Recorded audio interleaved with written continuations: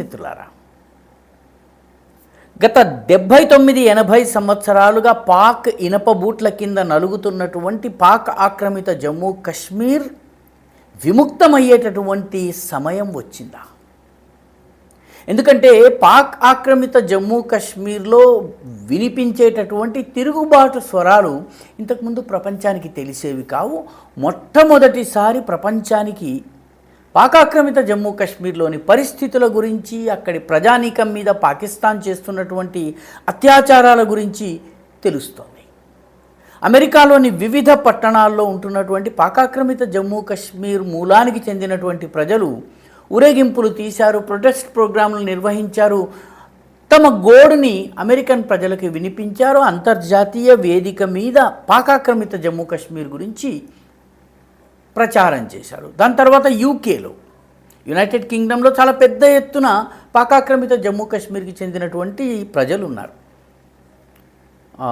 రెండవ ప్రపంచ యుద్ధంలో బ్రిటిష్ ఆర్మీలో పనిచేసి రిటైర్ అయినటువంటి పాక్ ఆక్రమిత జమ్మూ కాశ్మీర్లోని మీర్పూర్కి చెందినటువంటి ముస్లింలు, వీళ్ళని మీర్పురి ముస్లిమ్స్ అంటారు. ఈ మీర్పురి ముస్లింలందరూ కూడాను చాలా పెద్ద సంఖ్యలో ఇంగ్లాండ్లో, యునైటెడ్ కింగ్డమ్లో వాళ్ళు నివసిస్తూ ఉంటారు. దీనితో పాటు 1949-50 ప్రాంతాల్లో మంగళా డ్యామ్ అనేటటువంటి డ్యామ్ని పాకిస్తాన్ నిర్మాణం చేసింది పాక్ ఆక్రమిత జమ్మూ కాశ్మీర్లో. దీనివల్ల ముంపుకి గురైనటువంటి చాలా గ్రామాలకు చెందినటువంటి వాళ్ళు యూకేకి చేరారు. వాళ్ళు కూడా మీర్పురి ముస్లిమ్స్. ఈ మీర్పురి ముస్లింలు ఇంత మటుకు పాకిస్తాన్కి వెన్నెముకగా పనిచేశారు. ఇప్పుడు మొదటిసారి వాళ్ళు రోడ్డెక్కి తమపై జరుగుతున్నటువంటి అత్యాచారాలు, పిఓజేకేలో జరుగుతున్నటువంటి మానవ హక్కుల ఉల్లంఘన, తమ పోరాటము, పాకిస్తాన్ తమని తమ కాలనీగా ఏ రకంగా పెట్టుకుంది, తమ పంజరంలోని పక్షిలా ఎలా ట్రీట్ చేస్తోంది, ఇవన్నీ కూడా వాళ్ళు చెప్పడం మొదలుపెట్టారు.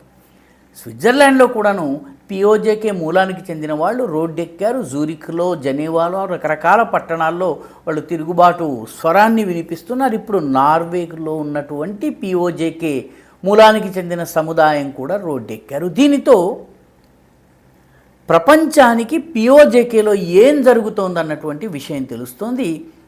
అన్నిటికీ మించి అల్ జజీరా కూడాను పిఓజేకేలో జరుగుతున్నటువంటి మానవ హక్కుల ఉల్లంఘన, అక్కడ ఉన్నటువంటి ప్రజానీకపు ఊచకోతకు సంబంధించిన వార్తల్ని ప్రసారం చేస్తోంది.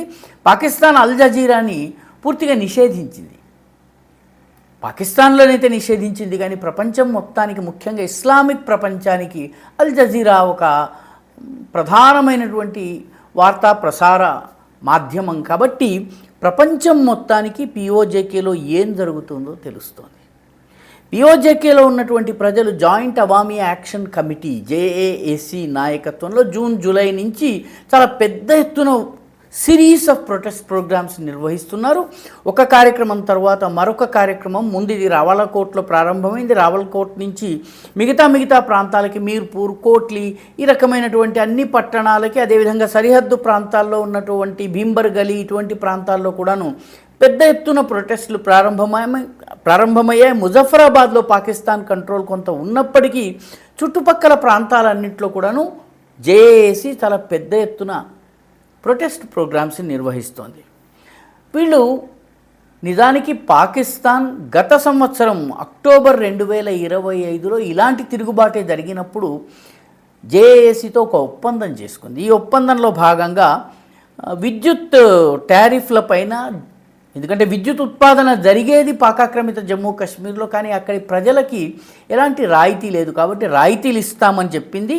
వాళ్ళకి ఇచ్చేటటువంటి ఆహార పదార్థాలు ఏవైతే ఉన్నాయో, ఆహార దినుసులు, వాటి ధరల్ని కూడా తగ్గిస్తామని చెప్పింది. అదేవిధంగా అక్కడి పరిపాలనలో స్థానికుల భాగస్వామ్యాన్ని పెంచుతామంది. రాజకీయంగా కూడాను లాహోర్లో, కరాచీలో, రావల్పిండిలో ఉండేటటువంటి కశ్మీరీ మూలానికి చెందిన వాళ్ళుగా చెప్పేటటువంటి వాళ్ళకి 12 సీట్లు రిజర్వ్ చేయటం, తద్వారా పాక్ ఆక్రమిత జమ్మూ కాశ్మీర్ అసెంబ్లీని శాసించటం, దీనిని తొలగిస్తామని చెప్పింది, కానీ తొలగించలేదు. ఎన్నికలు కూడా జరిగిపోయినాయి. ఆ తర్వాత స్థానికంగా విద్యా, వైద్య సదుపాయాల్ని పెంచుతామని హామీ ఇచ్చింది. అవేవీ చేయలేదు. దాంతో ప్రజలు మళ్ళీ రోడ్డెక్కారు. ఈసారి కూడా ఇప్పటి వరకు పాకిస్తాన్ ఏ రకమైన చర్చలు జరపలేదు. పైగా వాళ్ళ కీలకమైనటువంటి మంత్రి అయినటువంటి ఖాజా ఆసిఫ్ అయితే పాకాక్రమిత జమ్మూ కాశ్మీర్లో ఉన్న వాళ్ళందరూ కూడాను పాకిస్తాన్ ద్రోహులు అని చెప్పి అన్నారు. ఇన్నాళ్ళు ఇదే పాకాక్రమిత జమ్మూ కాశ్మీర్ ప్రజలు ఉగ్రవాదులకు ఆశ్రయాన్ని ఇచ్చారు, ఉగ్రవాదులకి కావలసినటువంటి లాంచ్ ప్యాడ్స్ ఏర్పాటు చేశారు, ఉగ్రవాదుల్ని భారతదేశంలోకి పంపడంలో చాలా ఉపయోగపడ్డారు. పాకిస్తాన్ సైన్యంలో కూడాను పెద్ద సంఖ్యలో వీళ్ళు పాల్గొన్నారు. ముఖ్యంగా ఈ జమ్మూ ప్రాంతంలో సూదన్ అనేటటువంటి ముస్లిం రాజ్పుత్ వర్గం ఉంటుంది. ఆ సూదన్ వర్గానికి చెంది పాకాక్రమిత జమ్మూ కాశ్మీర్లో లష్కరే తోయబాకి చాలా కీలకమైన నాయకుడిగా పనిచేసేటటువంటి వ్యక్తిని పాకిస్తాన్ ఆర్మీ కాల్చి చంపేసింది. దాంతో సూదన్ రాజ్పుత్ ముస్లిం ముఖ్యంగా సైన్యంలో కూడా చాలా పెద్ద సంఖ్యలో ఉంటారు. వీళ్ళు కూడాను ఇప్పుడు పిఓజేకేకి స్వాతంత్రం కావాలి, మా గొడవ మాది, మా బాధల్ని మేము చూసుకుంటాం, మాకు స్వాతంత్రం ఇచ్చేయండి, పాకిస్తాన్ ఇనుప గుప్పిట్లోంచి మమ్మల్ని విడిపించండి అని చెప్పి ఉద్యమం చేస్తున్నారు. ఇప్పటికే బలూచిస్తాన్లో అదేవిధంగా ఖైబర్ పఖ్తూన్వాలో కూడాను చాలా పెద్ద ఎత్తున తిరుగుబాటు జరుగుతోంది. బలూచిస్తాన్లో అయితే 95% భూభాగం ఈరోజు పాకిస్తాన్ కంట్రోల్లో లేదు. క్వెటా నుంచి కరాచీకి వెళ్ళే హైవే ఈరోజు బలూచ్ లిబరేషన్ ఆర్మీ చేతిలో ఉంది. అంటే పాకిస్తాన్ సైన్యానికి, పాకిస్తాన్ ప్రభుత్వానికి పట్టున్న ఏకైక పట్టణము క్వెటా నుంచి వైమానిక మార్గం, విమాన మార్గం, ఆకాశ మార్గం తప్ప వేరే మార్గంతో వచ్చి వెళ్ళడము సాధ్యం కాదు. పాకిస్తాన్ లాహోర్ నుంచి కానీ, కరాచీ నుంచి కానీ, లేకపోతే రావల్పిండి నుంచి కానీ, ఇస్లామాబాద్ నుంచి ఇప్పుడు ఆ పరిస్థితి ఉంది. ఖైబర్ పఖ్తూన్ఖ్వాలో అయితే అక్కడి కీలక నాయకుడు జమాతే ఇస్లామీ ఎంపీగా ఉన్నటువంటి మౌలానా ఫజ్లుర్ రహమాన్ ఇటీవల ఒక ప్రసంగం చేశారు, చాలా కీలకమైన ప్రసంగం. అందులో ఆయన చాలా స్పష్టంగా పష్తూన్లు మీ నుంచి వేరు కావాలనుకుంటున్నారు, ఖైబర్ పఖ్తూన్ఖ్వా ఈరోజు స్వాతంత్రాన్ని కోరుకుంటోంది, బలూచులు స్వాతంత్రాన్ని కోరుకుంటున్నారు, పిఓజేకేలో తిరుగుబాటు జరుగుతుంది. పాకిస్తాన్ ఆర్మీ చీఫ్ అయినటువంటి ఆసిమ్ మునీర్ మొత్తం పాకిస్తాన్ని తన గుప్పెట్లో పెట్టుకోవాలన్నటువంటి ప్రయత్నం చేస్తే 1971 కథ మళ్ళీ రిపీట్ అవుతుంది అన్నారు. 1971లో భారతదేశంతో యుద్ధం జరిగినప్పుడు పాకిస్తాన్కి చెందినటువంటి 93,000 మంది సైనికులు భారతదేశంలో యుద్ధబందీలుగా ఉన్నారు. పాకిస్తాన్లోని తూర్పు భాగం, ఈస్ట్ పాకిస్తాన్ మొత్తము పాకిస్తాన్ నుంచి వేరే బంగ్లాదేశ్ ఏర్పడింది. అది మళ్ళీ జరుగుతుందని ఫజ్లుర్ రహమాన్ హెచ్చరించడమే కాక ఆయన మరొక మాట చెప్పారు, ఈసారి యుద్ధం భారతదేశమో ఆఫ్ఘనిస్తానో చెయ్యదు, ఈసారి పాకిస్తాన్లోనే ఉన్నటువంటి బలూచులు, పాకిస్తాన్లోనే ఉన్నటువంటి పష్తూన్లు, పాకిస్తాన్ గుప్పెట్లోనే ఉన్నటువంటి ఆజాద్ కశ్మీర్ అని మనం దేన్నైతే అంటున్నామో పాకిస్తానీలు అంటున్నారో ఆ భూభాగం, ఇది మౌలానా ఫజ్లుర్ రహమాన్ మాట, ఆ భూభాగం కూడా తిరుగుబాటు చేస్తుంది. పాకిస్తానీ సైనికులు ఎక్కడికక్కడ యుద్ధబందీలు అయ్యే ప్రమాదం ఉంది, కాబట్టి తస్మాత్ జాగ్రత్త అని హెచ్చరించారు. కాబట్టి ఈ పరిణామాలన్నీ చూస్తున్నట్టయితే నెమ్మదిగా వాతావరణం పాకిస్తాన్కి వ్యతిరేకంగా మారుతున్నది.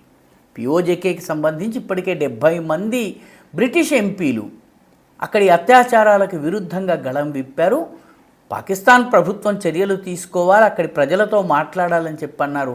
పాకిస్తాన్ గనక తప్పు మీద తప్పు చేస్తూ పోతే పిఓజేకేలోని ప్రజలు పూర్తి స్థాయి తిరుగుబాటు చేసేటటువంటి అవకాశం ఉంది. అదే గనక జరిగితే 1971 మళ్ళీ రిపీట్ అవుతుంది.